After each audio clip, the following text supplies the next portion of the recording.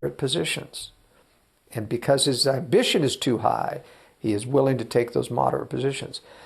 But ultimately, the reason why they do not want Mitt Romney versus Newt Gingrich is that Mitt Romney is not part of the system. He does not know that there is a control system. And thus, if he were to be elected, he would see too much. He would see too much of the dark side operating, especially as he would say, no, we're not going to do this to his advisors. And advisors say, uh-oh, we've got a problem. The president doesn't want to do this. We're going to have to lean on him.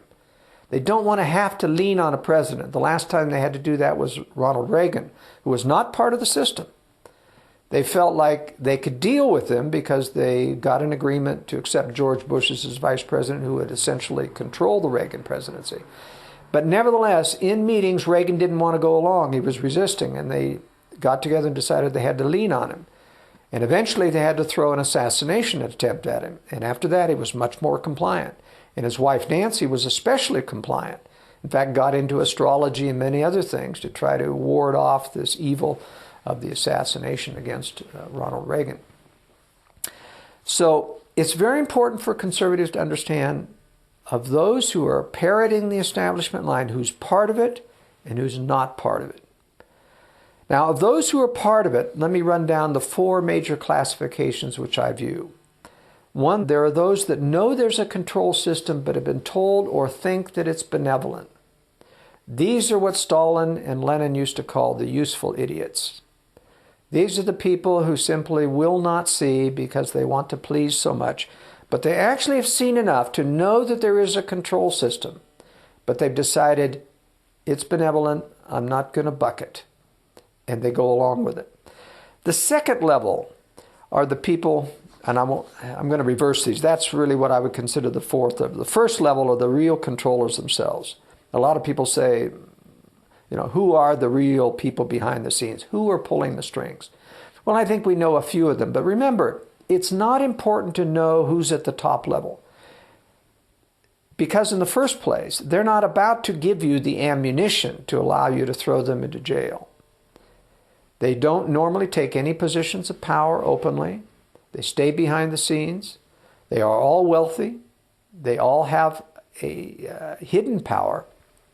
They've all had somewhat productive lives in either big business or in international banking. And I can name a few that I know not from absolute knowledge, but from induction. You can induce from a variety of patterns of activity who has to be very high in a controlling estimate. I'll put David Rockefeller, for example, very high on the list. How do I know that? Well, he actually has admitted in a book fairly recently that if there is a New World Order conspiracy to do this, and I've been accused of this, then I freely admit I do want a New World Order. All right. That doesn't say that he's controlling in a satanic or evil sense. He has not admitted to that. I think there is an ultimate satanic criteria involved in getting to the highest levels. However, there's other indications that Rockefeller is part of it. For example, in previous administrations, he has showed up, even during the Ronald Reagan administration, he showed up at a White House economic dinner of which he was not invited. Now, how do you walk into the White House to a special dinner of which everyone is by invitation only, Council of Economic Advisors and 20 or 30 other people, and he walks in and sits down to a table by Robert McNamara. And he's overheard saying to them, by a personal friend of mine, so I know this is accurate, he was overheard saying to Robert McNamara, who was head of the World Bank by then. Remember, Robert McNamara was part of John F. Kennedy's Whiz Kids, and he was Secretary of Defense, then moved on up to be World Bank. And he was overheard saying to Robert McNamara, remember, Bob, don't say anything more or less than what I told you. So here's David Rockefeller walking in uninvited into the White House and giving orders to the person who's head of the World Bank. Now that tells me something about the level of control. And he said his phrase in the sense that, remember, don't do anything more or say anything more or less than what I told you. That indicates I'm in a position of power above you. And he is. Now, another example is Dwayne Andreas of Archer's Daniel Midland. major international agricultural company, very much involved in promoting Red China and Russia and other things. And this is very typical of globalists. Globalists are promoting and shielding Russia and China from criticism so that they can grow in power militarily and influence within the world. That's part of the Hegelian dialectic. He was on a golf course. Once again, a personal friend told me this, who was on this, playing on the same green with him, and he was arguing with his golfing partner about who was going to be the next Republican nominee for president. And this was during the Clinton administration.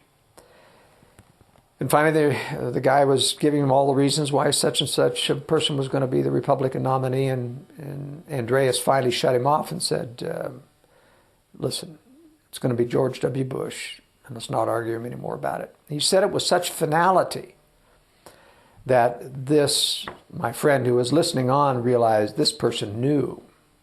This person was an insider sufficiently open to the kingmakers. And this was before George Bush was even close to gaining the nomination. He was just in that list of people who the media was putting out was going to be potential runners of the... So these are things which let me indicate that people are on the inside at a very, very high level. Now the second level, under these top level controllers, once let me go back, it doesn't really matter who's at top. What we have to understand that there is a control system and that certain people are taking orders down below. And we can see the orders coming down. We can see the pattern of control coming down. And so we know it has to be controlled from someone up above. So it isn't necessarily important that we find out who they are, because I don't think there's any way to prosecute them for being in that position unless you find them something illegal.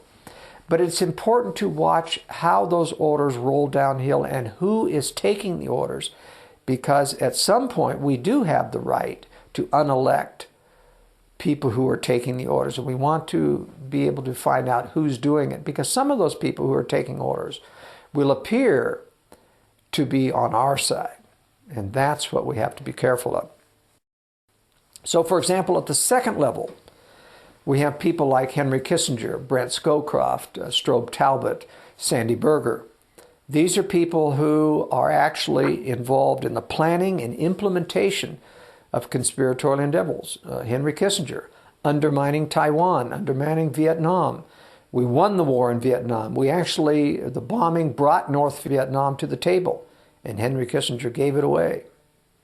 And part of the deal in giving it away was that he was going to allow South Vietnam to come under Vietnam, but you have to give us, he said, 3 or 4 years so that we don't look like we're guilty of having given it away so soon. And they did give them 3 or 4 years before they invaded South Vietnam and captured it. They also agreed in secret talks, Henry Kissinger did, to allow Red China to ascend to the seat held by Taiwan as a representative of China. All of that was negotiated for in secret.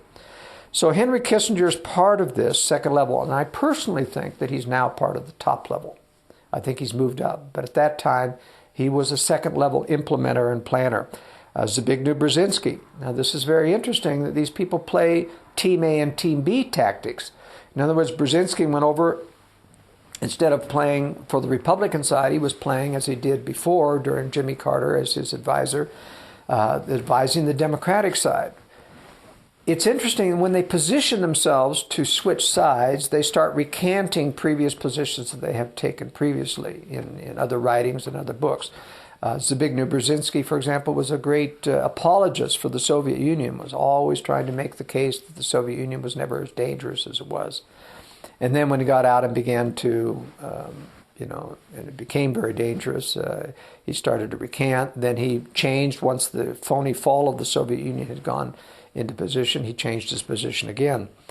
So these are people in the second level who are very, very dangerous. The third level is the largest level. These are the useful hired guns, hacks, shills for the government. These are people who have one unique characteristic besides the fact that they know there's a control system. They have been corrupted. Now, the fourth level down there, the useful idiots who know they're a control system, but they've been told it's benevolent, they're naive enough to believe that. You can take a lot of good people who are predictable academics, who are predictable liberals. You can put them into position. You don't have to tell them there's a conspiracy. They'll do their liberal thing, and they'll get the job done. They see enough sometimes to know somebody's controlling things, but they wipe it out. They want to stay in position. They don't want to buck the system. They don't want to lose their job. They're relatively harmless, and we must be careful not to denigrate those people in the same way that we denigrate the people in this third level who know there's a control system, knows there's evil about it, and they personally are corrupt.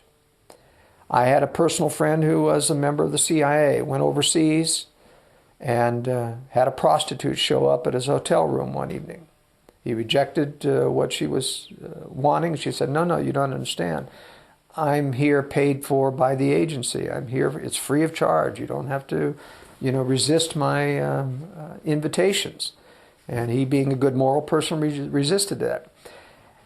Other people had received prostitutes that same evening at their hotel room either, and most had succumbed. The ones who succumbed saw their careers enhanced, and they got promoted. His career never went anywhere. So there are these periodic tests that go forward to see who's going to be corruptible. Moral corruption is extremely important because it tells whether or not a person will in fact have a fit of conscience and not be able to go along with what they see, or whether or not they can be turned and bent. And there are many other tests that go on later on, because certain people can be corrupted morally, but they'll draw the line at betraying their country.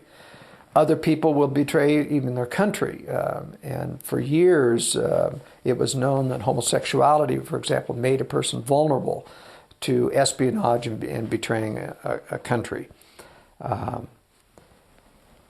But this is important to understand who are the people who know that there's a system, are part of the system. And those are the most dangerous people, because I think Gingrich is part of that. I think he knows there's a control system. I think he's part of it. And when they take the role of being a conservative Republican, when they take the role of writing a book about God in America, is a supreme form of blasphemy, almost as bad as Bill Clinton raising the name of God and claiming to be a born-again Christian, or even George Bush with his dual allegiance to his Skull&Bones oaths and covenants that he made, which he has never repudiated, and at once claiming to be born again people. These are people we must be very cautious about, because these are wolves in sheep clothing in various degrees. Obviously, they use rewards where possible, the offer of advancement, promotion, and power. They offer subtle threats sometimes when, as happens in anything about national security, when someone in the CIA sees something going on, he starts to ask questions to say, don't go there. And just usually that kind of a hint, that's not something you should ask about, is enough to make people to acquiesce. However, if you have a principled person who is bothered by something, and this happens with every whistleblower in the government, they start to push beyond those subtle hints about don't go there, or you don't have a need to know. And they actually have to be warned off with threats. And those threats can take place directly, threats to themselves. They first of all will start to threaten their job. If that doesn't get in the way and they actually become a whistleblower, they often start to threaten their family. And sometimes they threaten by pointing out another person who has somehow died by mysterious circumstances where it was ruled a suicide. And they then explain to them that it wasn't a suicide. That's a person who wouldn't be quiet, just like you. And there are various levels of threats of which they can escalate. But at the higher level, for people who are fully corrupted, the Bill Clintons of the world, for example, they use the promise of immunity. It's a very powerful thing. The promise that we can make sure that the things that we have on tape of you doing don't ever see the light of day. It's a combination of blackmail and immunity, and they see that all the time happening in government. They see somebody caught who's on the dark side of government, and they see a telephone going to the judge, and the judge lets him off, or the prosecutor, district attorney pleads it down. They see how immunity can be a real benefit to them in life. So that's some of the tactics of how they keep people at various different levels of corruption in the system.